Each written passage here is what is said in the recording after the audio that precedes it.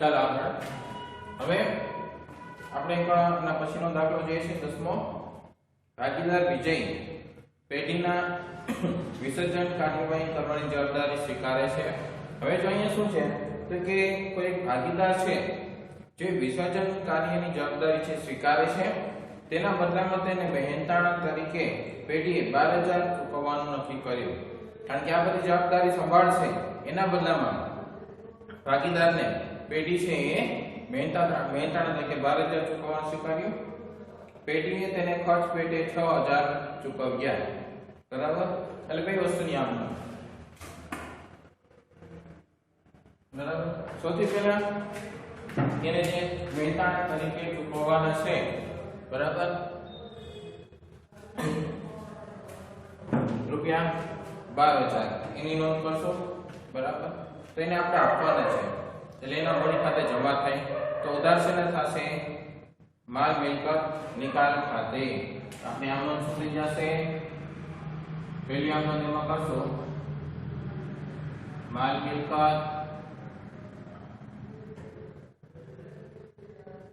નિકાલ ખાતે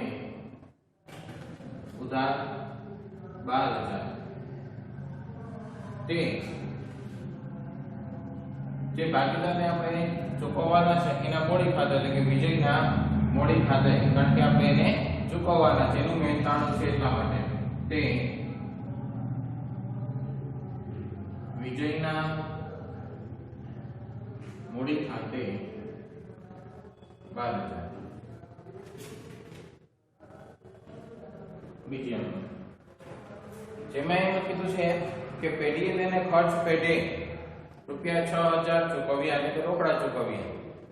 તો રોકડા ચૂકવ્યા અને વિજયને ચૂકવ્યા છે એટલે વિજય ખાતે ઉધાર, વિજય લેનાર થઈ જશે। હવે તો એના ખાતે ઉધાર થઈ ચૂકવા એટલે કઈ રીતે ચૂકવા હશે તો કે રોકડ ચૂકવા એટલે રોકડ બેંક ખાતે જમા। બરાબર, તો એના મોડી ખાતે ઉધાર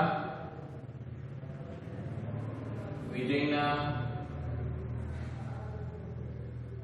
મોડી ખાતે ઉધાર 6,000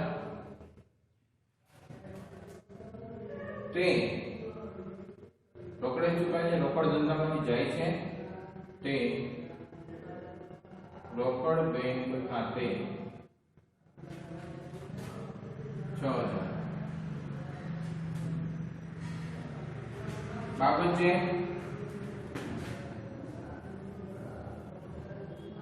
વિજયની આપણે જે ચૂકવણી કરી છે અને વિજયની જે ચૂકવવાના થાય છે વિસર્જન પહેલા માટે વિસર્જન સમયે અથવા રૂપિયા 12,000 વિજયને વિસર્જન ખર્ચના ચૂકવવાના થયા તેના, અને બીજું 6,000 તો કે રૂપિયા 6,000 વિજયને ખર્ચ પેટે ચૂકવ્યા તેના।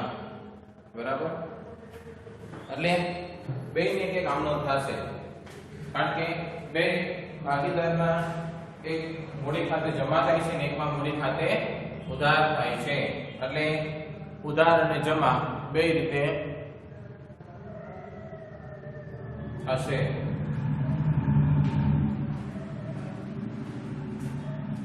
બરાબર, હવે આગળ વધીએ।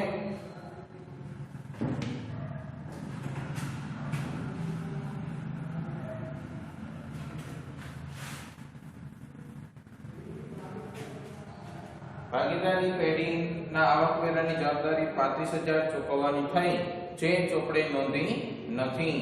આવકવેરાની જવાબદારી ચૂકવવાની થઈ એટલે કે હવે એને વિસર્જન થાય છે એટલે જવાબદારી છે તો એ ચૂકવી જ દેવાના છે। તો માલ મિલકત નિકાલ ખાતે ઉધાર થાય અને તે રોકડ બેંક ખાતે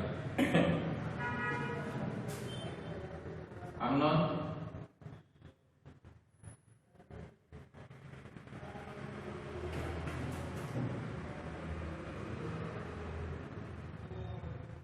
माल मिलकत निकाल खाते उधार 35,000 ते रोकड़ बैंक खाते 35,000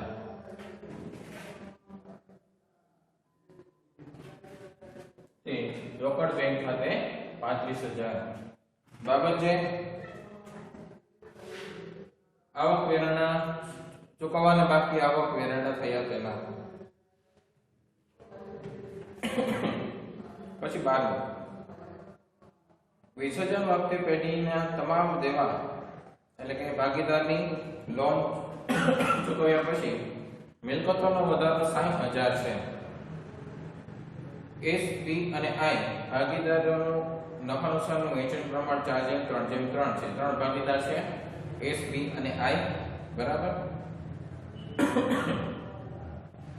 પેઢીના તમામ દેવા એટલે કે વિસર્જન ખર્ચ છે, બીજા દેવાઓ છે, લેણદારો છે, લોન છે, આ બધું ચૂકવી દીધા પછી હવે મિલકતોનો વધારો 60,000 છે એટલે કે 60,000 રૂપિયા વધે છે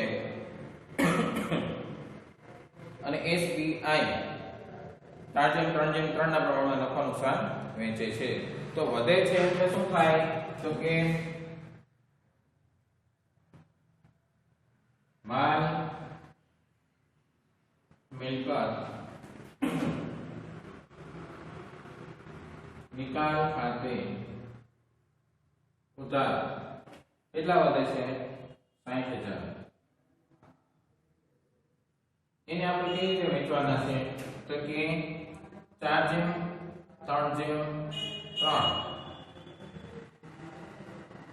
ભાગીદાર. તો એસ ના ભાગે 60,000 માં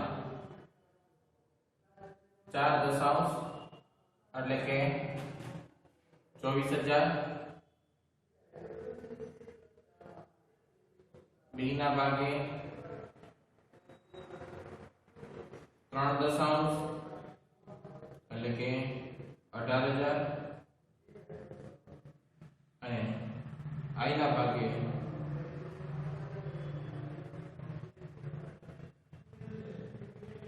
18,000. બરાબર. 18,000 ને 24,000.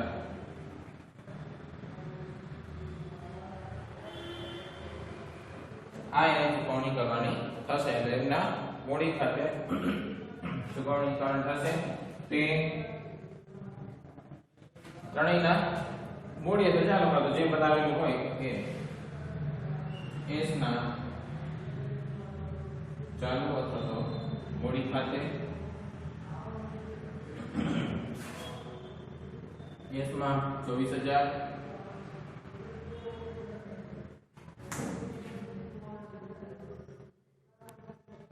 તે બી ના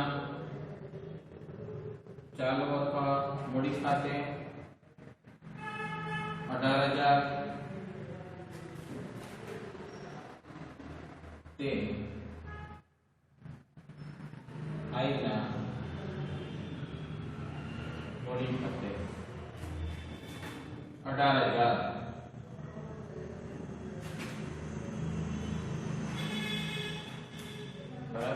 ત્રણેય ભાગીદારોને વહેંચણી કરી દીધી. આને માલ મિલકતનો વધારો કહેવાય.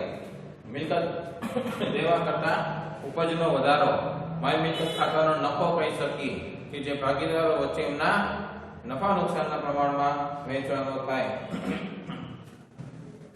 ત્યાર પછી વિસર્જન સમયે નહીં નોંધાયેલ યંત્રના 25,000 ઉપજ્યા. એક યંત્ર છે કે જેની નોંધ કરેલી નથી એના 25,000 મળે છે. બરાબર. તો વિસર્જન થાય છે ત્યારે એનો નિકાલ કરીએ છીએ અને આ નિકાલ માટે આપણે એના 25,000 મળે છે. તો 25,000 છે એ નિકાલ સમયે મળે છે. નોંધેલી નથી જો એની નોંધ કરેલી નથી પરંતુ પેઢીમાં આવક થઈ તો આવક થઈ તો નિકાલ કર્યો એટલે રોકડ ખાતે ઉધાર. અને એક બાજુ આપણે ખબર છે કે માલ મિલકત નિકાલ ખાતાની આપણે નોંધ લઈએ છીએ એટલે તે માલ મિલકત નિકાલ ખાતે.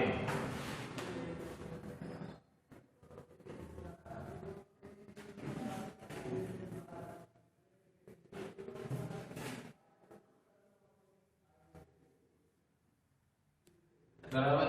એટલે કે આપણે અહીંયા હવે એની નોંધ કરશું કે વિસર્જન સમયે કોઈ યંત્ર છે કે પેઢીની કોઈ મિલકત છે કે જે વિસર્જન સમયે નોંધવાની રહી ગઈ છે એના ઉપજે છે, તો ઉપજે છે એટલે રોકડ આપણને મળે છે, તો રોકડ ખાતે ઉધાર રોકડ અથવા તો બેંક ખાતે ઉધાર 25,000 તે માલ મિલકત નિકાલ ખાતે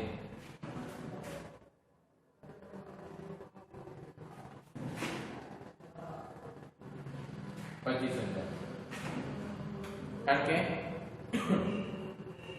આ રૂપિયા આપણને ધંધાને મળે છે એટલે માલ મિલકત નિકાલ ખાતે જમા થાય, ધંધામાં રૂપિયા આવે છે એટલે રોકડ અથવા બેંક ખાતે ઉધાર.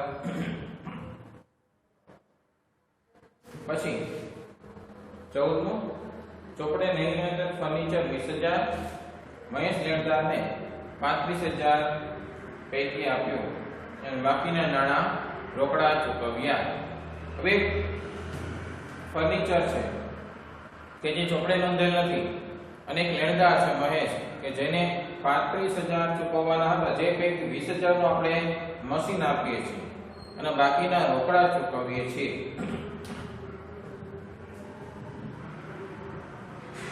તો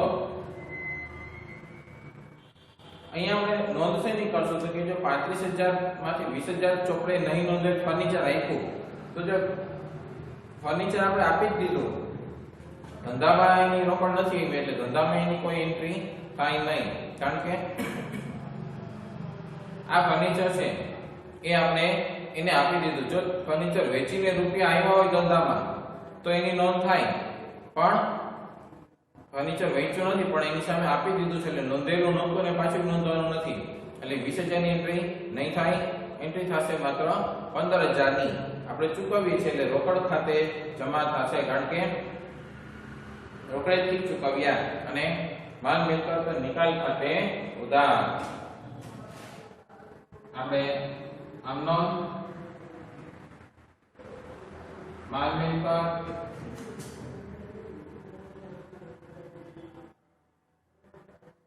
નિકાલ ખાતે ઉધાર 15,000 તે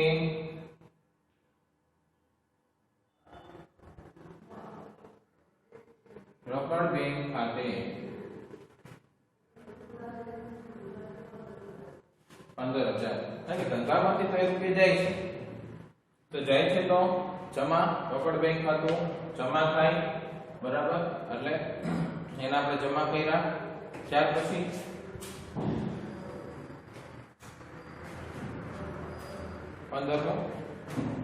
એક ભાગીદાર તેના શ્રીમતીજીની પેઢીને આપેલ લોન 40,000 આપવાનું ચૂકવવાનું સ્વીકારે છે, બરાબર. તો ભાગીદાર સ્વીકારે છે કે આ લોન છે ભાગીદાર પોતે ચૂકવી આપશે, એટલે ભાગીદાર જો આ લોન ચૂકવવાનું સ્વીકારતા હોય તો ભાગીદાર છે એના મૂડી ખાતે જમા થાય. અને લોન છે એ જેને આપણે ચૂકવીએ છીએ તો એના ખાતે ઉધાર થઈ જાય, કારણ કે લેનાર ખાતે ઉધાર. તો અહીંયા શ્રીમતીજીની જે લોન છે એના ખાતે આપણે ઉધાર કરી દઈએ અને ભાગીદારના મૂડી ખાતે જમા કરી દઈએ. એને ચૂકવીએ છીએ એટલે એને ઉધાર કરીએ. શ્રીમતીજીની લોન ખાતે ઉધાર 40,000 તે લોન ખાતે ઉધાર તે ભાગીદારના ચાલુ અથવા મૂડી ખાતે 40,000. એટલે કે જો આ જવાબદારી ચૂકવવાનું એ સ્વીકારે છે તો એના મૂડી ખાતે આપણે જમા આપી દેવાના અને જેને આપણે ચૂકવીએ છીએ એના ઉધાર કરી દેવાના, એટલે કે શ્રીમતીજીના ઉધાર કરી દેવાના અને જે ભાગીદાર છે એને આપણે અહીંયા જમા કરી દેવાના રહેશે, બરાબર. એટલે એના બોડી ખાતે આપણે જમા કરશું. ચાલો અહીંયા તે પૂરા થઈ જશે. હવે આગળ આપણે જોઈએ તો એક સ્વાધ્યાયનો દાખલો જોઈએ છીએ આપણે, બરાબર. સ્વાધ્યાયની અંદર જે દાખલાઓ છે કે જે આપણને પૂછાયની શક્યતાઓ વધુ છે એવા દાખલાઓ વિશે આપણે જરા ગણતરીઓ જોઈ લઈએ, બરાબર. તો સ્વાધ્યાયની અંદર આપણને આપ્યો છે દાખલા નંબર પ્રશ્ન નંબર 4. એની અંદર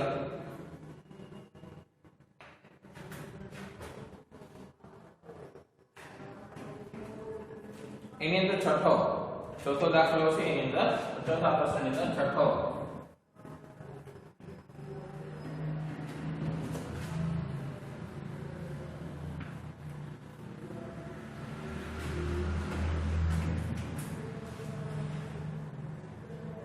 એની અંદર છઠ્ઠો દાખલો આપણે જોઈએ ચોથાની અંદર. એમાં શું છે, એમાં કીધું છે A અને B પેઢીની કુલ મિલકતો 1,50,000 ની છે, તેમાં 10,000 રોકડ સમાયેલી છે. પેઢીની ચોખ્ખી મિલકતો 1,00,000 ની છે. મૂડી અનામતનું પ્રમાણ 4:1 છે. મૂડી હવે B ની મૂડી કરતા A ની મૂડી 20,000 વધુ છે. માલ મિલકત નિકાલ ખાતાની ખોટ 20,000 થયેલ છે.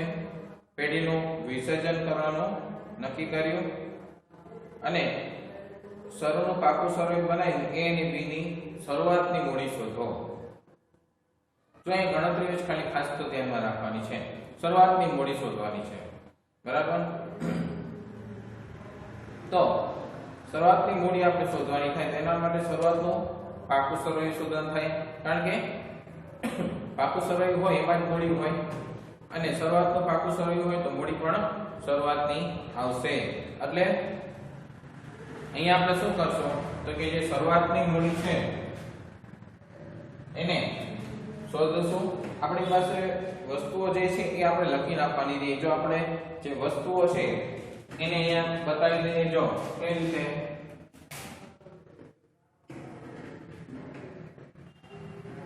નાનું ફોર્મેટ આપણે બનાવી લઈએ.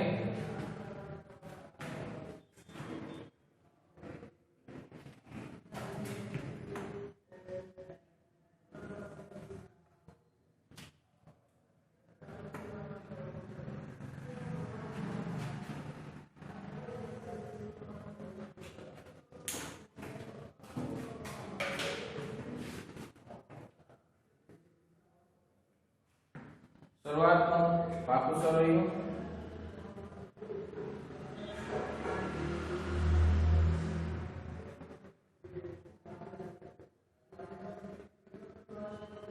એની અંદર જે જે વિગતો છે આપણે દર્શાવી દઈશું. મળી દેવા રકમ અને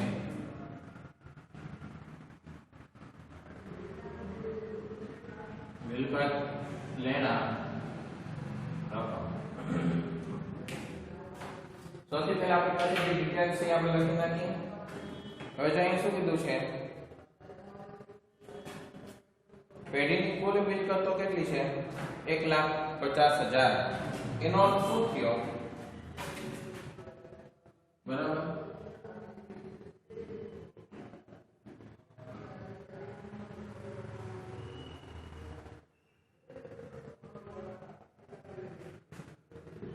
કુલ મિલકતો 1,50,000 છે. આ કુલ મિલકતો કહેવાય. આનો જે સરવાળો આવે એને કુલ મિલકતો કહે. ચાલુ કાયમી મિલકત, દ્રશ્ય અદ્રશ્ય મિલકત, ચાલુ મિલકત બધું અહીં આવી જાય, બરાબર. કુલ મિલકતો કેટલી છે કે 1,50,000 છે. એટલે આપણને સરવાળો મળી ગયો. બે બાજુ સરવાળો સરખો જ હોય 1,50,000. હવે શું કીધું? તેમાં 10,000 રોકડ સમાયેલી છે. તો રોકડ ચાલુ મિલકત તરીકે મિલકત લેણા બાજુ રોકડ 10,000, આની અંદર રોકડ 10,000 છે, બરાબર. એનો અર્થ શું થયો? તો કે અન્ય મિલકતો એટલે કે બાકીની મિલકતો કેટલી થાય? તો કે 1,50,000 માં 10 લાખ જાય એટલે 1,40,000. આ શું થયું? અન્ય મિલકતો. પછી કાયમી મિલકત હોય, ચાલુ મિલકત હોય કે ગમે તે હોય, અન્ય મિલકતો 1,40,000, રોકડ 10,000. પછી પેઢીની ચોખ્ખી મિલકતો 1 લાખની છે, બરાબર. મૂડી અને અનામતનું પ્રમાણ 4:1 છે. હવે જે ચોખ્ખી મિલકતો એટલે જેના પર કુલ મિલકતો માઈનસ દેવા કહીએ એને ચોખ્ખી મિલકતો કહેવાય. તો હવે જો અહીં આપણે ગણતરી જોઈએ ચોખ્ખી મિલકતો. ચોખ્ખી મિલકતો કોને કહેવાય? તો જે કુલ મિલકતો માઈનસ દેવા, બરાબર. તો જે કુલ મિલકતો માઈનસ, આમ તો કુલ દેવા લખી તો ચાલે, કુલ દેવા. તો જો કુલ મિલકત આપણી પાસે છે 1,50,000 અને પેઢીની ચોખ્ખી મિલકતો 1 લાખ કીધી છે. દેવા આપણી પાસે નથી, તો શું કરશું? જો ચોખ્ખી મિલકતો 1 લાખ છે, કુલ મિલકતો આપણી પાસે છે 1,50,000 માઈનસ દેવા છે એની આપણી પાસે, દેવા ઓલી બાજુ જાય છે એટલે શું થાય છે? આ 1 લાખ આ બાજુ આવે એટલે માઈનસ થાય, 1,50,000 માઈનસ 1 લાખ એટલે કે દેવા કેટલા ના થયા? 50,000 ના દેવા થયા. સમજાણું? કુલ મિલકત આપણી 1,50,000 છે ને ચોખ્ખી મિલકતો 1 લાખ છે. હવે કુલ મિલકતો માઈનસ કુલ દેવા કરીએ એટલે કે દેવા છે એની અને ચોખ્ખી મિલકત આપેલી છે એટલે 1,50,000 માઈનસ 1 લાખ એટલે કે 50,000 છે એ 50,000 છે એ શું થઈ ગયું? તો કે દેવા થઈ ગયા, બરાબર. તો એ દેવા થાય છે. તો 50,000 દેવા છે એટલે એક વસ્તુ આપણને મળી. હવે અહીંયા આપણે સૌથી પહેલા શું લખીશું કે મૂડી લખીએ છીએ. કોની ભાગીદારનું નામ શું છે? A અને B. A ની મૂડી અને B ની મૂડી. પછી અનામત અને દેવાનું પ્રમાણ આપણને કીધું છે. અનામત અને દેવા. દેવા આપણી પાસે આવી ગયા 50,000 લે લખી નાખી છે. હવે મૂડી અને અનામતનું પ્રમાણ 4:1 છે. તો કુલ મિલકતો બરાબર શું થાય? આ કુલ મિલકતો 4 થાય. એના બરાબર શું થાય? મૂડી વત્તા અનામત વત્તા દેવા એટલે કુલ મિલકતો થઈ ગઈ, બરાબર. એટલે કે જે આપણી જો કુલ મિલકતો આપણને આપેલી છે તો મૂડી વત્તા અનામત વત્તા દેવા એટલે કુલ મિલકતો બને. જે આ કુલ મિલકતો છે એમાંથી આ ત્રણ વસ્તુ મૂડી અનામત અને દેવા ત્રણેય ભેગા થાય એટલે 1,50,000 થાય છે. એટલે આપણે શું કહી શકીએ કે મૂડી નહીં તો કુલ મિલકત જ આપણે જોઈએ.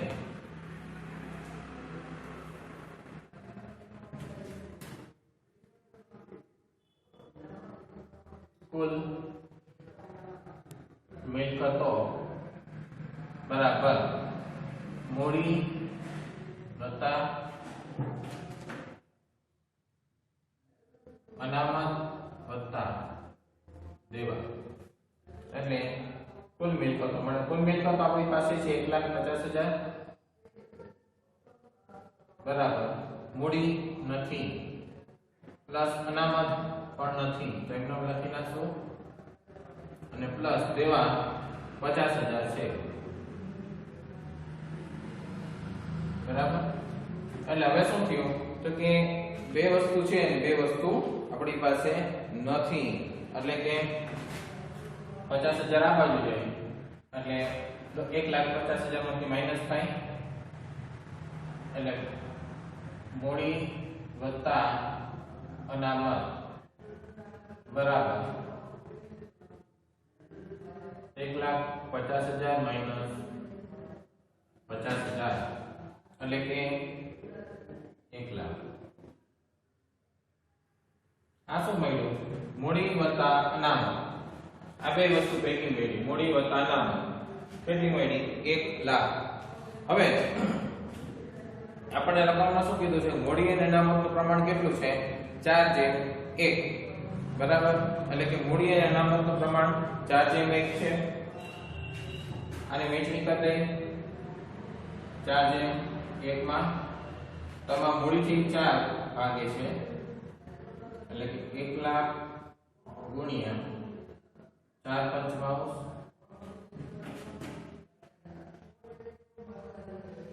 એટલે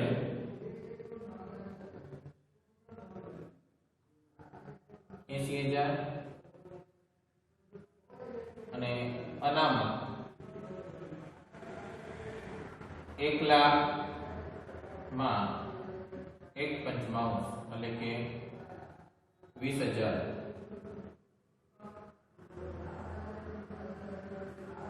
તો જો આપણને મળ્યું મૂડી અને અનામતનું પ્રમાણ કેટલું છે 4:1 એટલે એક વસ્તુ મળી 80,000 અને એક વસ્તુ મળી 20,000 હવે 80,000 અને 20,000 અહીંયા આપણે લખી નાખી કુલ મૂડી 80,000 છે અને અનામત તો 20,000 એટલે 1,50,000 થઈ ગયા હવે આ મૂડી શોધવાની રહી તો એના માટે શું કરશું હવે જો શું કીધું છે કે બી ની મૂડી એ ની મૂડી કરતા 20,000 વધુ છે બરાબર તો બી ની મૂડી છે એ 20,000 વધુ છે તો માની લ્યો કે બી ની મૂડી x છે બરાબર તો એની મૂડી કેટલી થાય x પ્લસ 20,000 થાય કારણ કે બી ની મૂડી એની મૂડી કરતા 20,000 વધુ છે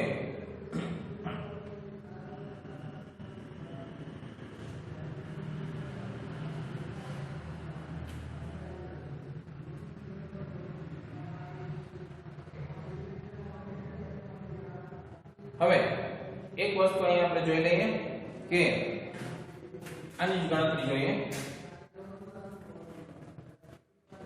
બી ની મૂડી એની મૂડી કરતા 20,000 વધુ છે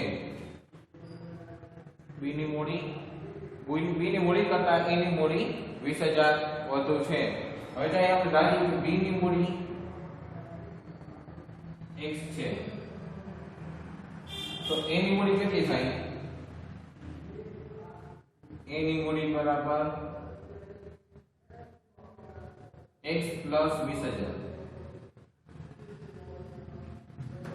આટલું થાય કારણ કે કન્ડિશનમાં એવું કીધું છે કે b ની મૂડી કરતા a ની મૂડી 20,000 વધુ છે એટલે a ની મૂડી કેટલી થાય x પ્લસ 20,000 બરાબર x પ્લસ 20,000 બે ની મૂડી છે કે આપણે મળી ગઈ સાંકેતિક રીતે હવે કુલ મૂડી બરાબર શું થાય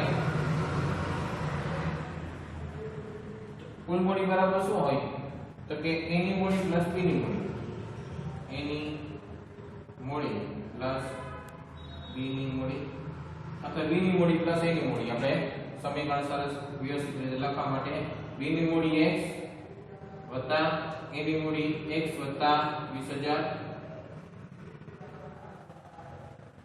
આ b ની મૂડી અને આ a ની મૂડી બરાબર એટલે કુલ મૂડી બરાબર શું થયું x એટલે કે 2x પ્લસ 20,000 બરાબર 2x પ્લસ 20,000 એટલે 2x પ્લસ 20,000 હા કુલ મૂડી આપણને એટલી મળી.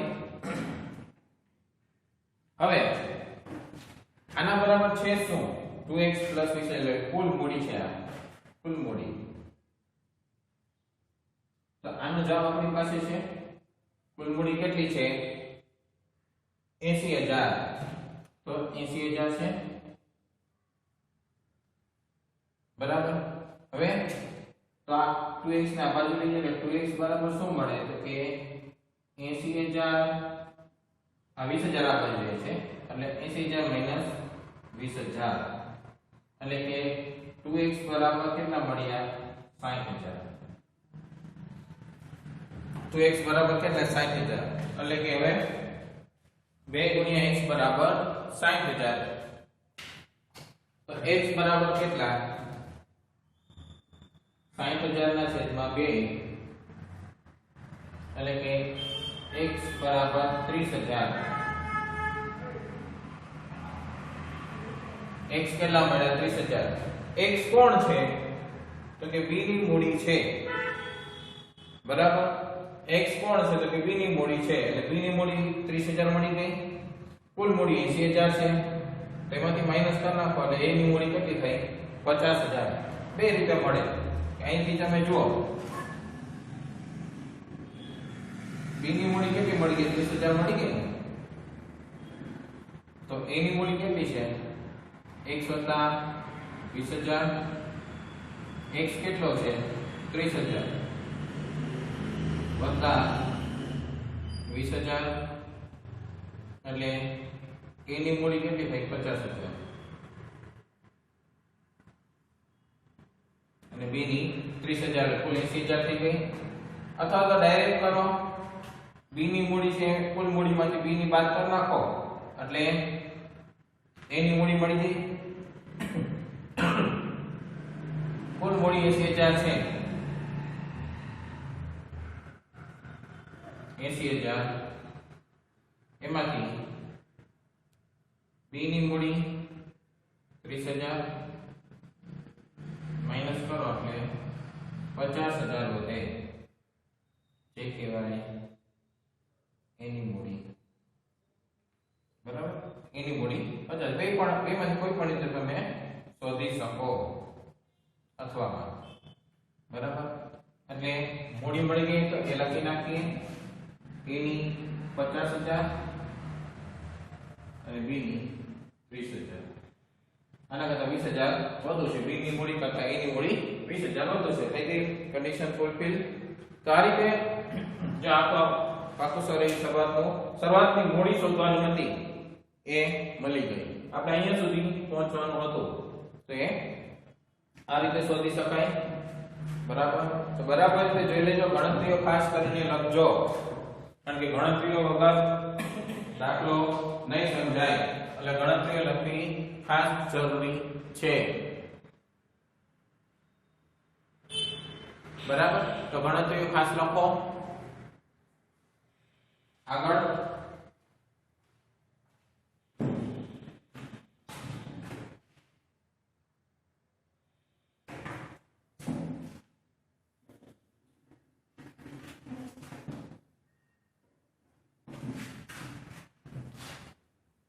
ચોથાનો છઠ્ઠો હતો. હવે ચોથાનો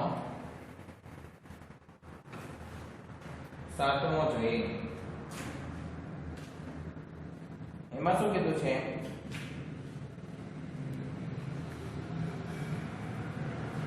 પ્રશ્ન નંબર 6 ની રકમ અને શરૂઆતના પાકા સળિયા પરથી માલ મિલકત નિકાલ ખાતું તૈયાર કરો.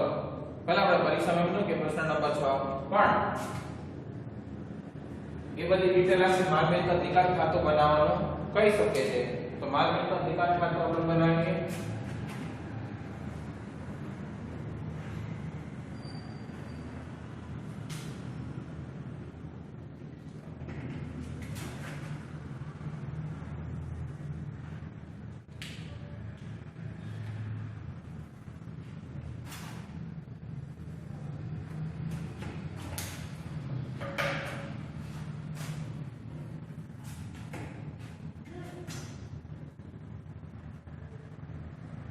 માલ મિલકત નિકાલ ખાતું જેમ બનાય છે એ રીતે બનાવવાનું છે, એટલે બીજા ખાતા બનાય છે એ જ રીતે વિગત અને રકમ.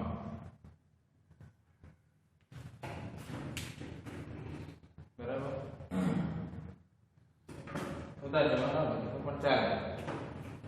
હવે આપણી પાસે માલ મિલકત ખાતું હોય ને, ઉધાર બાજુ શું હોય તો કે મિલકતો હોય શરૂઆતમાં, એટલે કે અન્ય મિલકતો આપણે જો પાકું સર્વે બનાવ્યું તો તેમાં કેટલી હતી? 1,40,000 હતી. તો લખી નાખી. અન્ય મિલકતો આપણને મળી હતી 1,40,000. કારણ કે રોકડ હતી તો રોકડ માટે અલગથી રોકડ ખાતું બનાવી છે, એટલે અહીંયા જરૂર ન પડે. એટલે અન્ય મિલકત 1,40,000 હતી. પછી એમાં હતા બીજા હોય મિલકતોની નીચે હોય દેવા. આપણે ફોર્મેટ જોયું તો એમાં દેવા હતા 50,000. બરાબર, દેવા કેટલા હતા? 50,000. જેવા આપણને મળે ને 50,000. પછી હવે એ તો આપણે ચૂકવણી, આને સમજી લે કે આને ચૂકવણી છે, પણ એની પહેલા આપણે દેવા હતા. આ બાજુ પણ બતાવવાના છે દેવા 50,000. જો આપણે ભાગ પાડ્યા હતા શરૂઆતમાં શું હોય ઉપરની બે બાજુ તો કે જે ચોપડે કિંમત હોય અને પછી બજાર કિંમત, એટલે અને અહીં ચૂકવણી કિંમત ને અહીં બજાર કિંમત. ચોપડે કિંમત આની દેવાની 50,000 હતી અને મિલકતોની 1,40,000. હવે એમાંથી આપણે દેવા છે ચૂકવણી કરી છે 50,000 ની, અને બીજી તો કે મિલકતોના કેટલા ઉપજે છે એ જોઈએ. તો રોકડ ખાતે અન્ય મિલકતો છે એ આપણને અહીંયા મળે. બરાબર,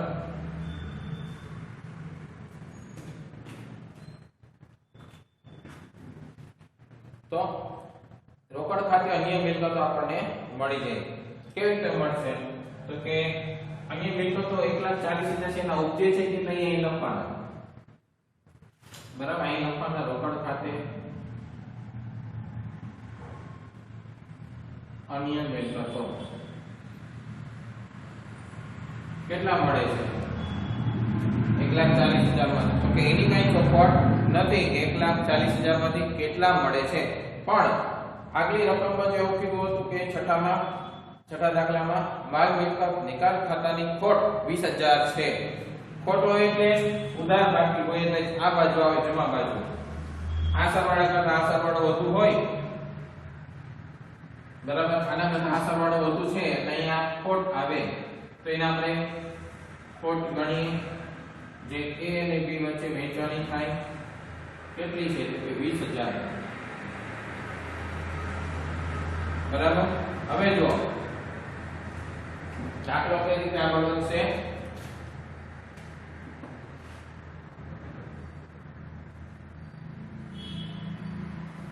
આનો સરવાળો 1,90,000 છે, કારણ કે ખોટ છે એટલે આનો સરવાળો વધુ હશે. 1,90,000. બરાબર, હવે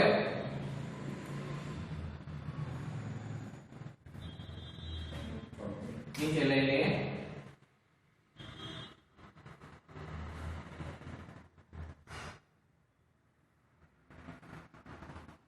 $1,90,000 આપણને એનો સરવાળો મળી જાય છે, કારણ કે ઉધાર બાજુનો સરવાળો વધુ હોય તો જ ખોટ કહેવાય. એટલે 1,90,000. હવે આપણી પાસે છે શું? 50,000 અને 70,000. તો આમાંથી 70,000 બાદ કરી નાખીએ. બરાબર, એટલે કેટલા વધે? તો કે 1,90,000 માંથી 70,000 જાય એટલે 1,20,000. બરાબર, 1,20,000 વધે. તો 1,20,000 શું છે? મિલકતોની ઉપજ કિંમત. બરાબર, તો એના પછી આપણે માલ મિલકત નિકાલ ખાતું તૈયાર કરવાનું કીધું હતું. હવે બચ્યું શું? તો કે 20,000 ખોટ છે તો અહીંયા ક્યાં ભાગે? તો કે પ્રમાણ આપેલું નથી. તો શું કરવાનું? સરખી રીતે બેના મળી ખાતે 10,000 બરાબર, એટલે જે આપણે બે ત્રણ બાકી આપેલી છે એના પરથી આપણે બાકીનું શોધી શકીએ. સમજાણું કે જે અન્ય બાકી આપેલી હોય તેના પરથી આપણે આ રીતે શોધી શકીએ. તો આને આમ તો ઘટતી બાકી આપણે જે છે એ શોધવાની એ પણ ન કહી શકીએ કે કોઈ પણ એક મુદ્દો આપણને પૂછ્યો જેમ કે અહીં કીધું કે અન્ય મિલકતોની ઉપજ કિંમત શોધવાની થઈ. પાકું સર્વે બનાવ્યું હતું તેમાંથી આપણે શું શોધ્યું તો કે એમાંથી ઓલી બાજુ મૂડી હતી એ શોધી હતી. કેવી? શરૂઆતની. તો શરૂઆતની મૂડી શોધી હતી આપણે પાકા સરવૈયા ઉપરથી. માલ મિલકત નિકાલ ખાતા ઉપરથી આપણને અન્ય મિલકતોની ઉપજ કિંમત મળી. બરાબર, ખાતું છે થોડુંક રિફર કરજો એટલે વધારે ખ્યાલ આવશે. તો અન્ય મિલકતોની ઉપજ કિંમત છે આપણને અહીંયા મળી છે. એટલે માલ મિલકત ખાતું છે એ બંધ કર્યું એટલે અન્ય મિલકતોની ઉપજ કિંમત મળે છે.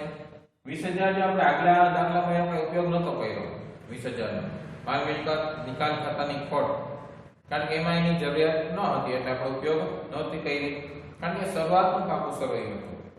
જો આખરનું હોય ને તો ખોટ અહીં બતાવી દે તો ચાલે, અથવા મૂડીમાં લખી નાખી તો ચાલે, પણ આખરનું હતું, શરૂઆતનું હતું. છઠ્ઠા દાખલામાં એટલે આપણે એને અહીંયા 20000 ને બતાવેલા નહોતા. એટલે 1,90,000. બરાબર, એમાંથી આપણે બાકીની રકમ બાદ કરી એટલે અન્ય મિલકતો 1,20,000 આવી. આ રીતે પણ જો પૂછવામાં આવે તો આપણે દાખલો છે સરળતાથી થઈ જવો જોઈએ, એમાં કઈ આપણને ભૂલ પડવી જોઈએ નહીં. બરાબર, તો બાકીનું છે આપણે નેક્સ્ટ લેક્ચરની અંદર જોશું. ત્યાં સુધી બરાબર જોઈ લેજો.